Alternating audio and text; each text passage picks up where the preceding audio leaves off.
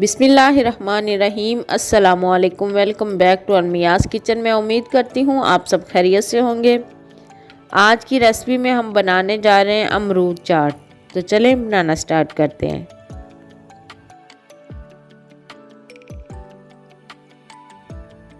एक किलो अमरूद है मेरे पास, उनको मैंने काट लिया है। ये 7 से 8 लीमू है मेरे पास। 1 चम्मच चीनी है। हाफ टी स्पून मेरे पास सुरख मिर्च पाउडर है। हाफ टी स्पून मेरे पास नमक है।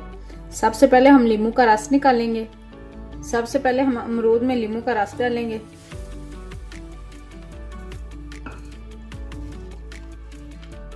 चीनी, मिर्च और नमक डाल देंगे।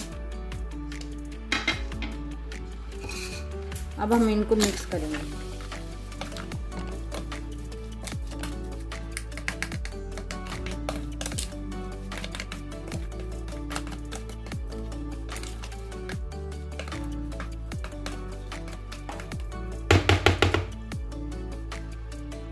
अच्छा सा मिक्स करने के बाद अब हम इसको 5 से 10 मिनट के लिए कवर करके रख देंगे ताकि हमारी चीनी अच्छी सी मेल्ट हो जाए।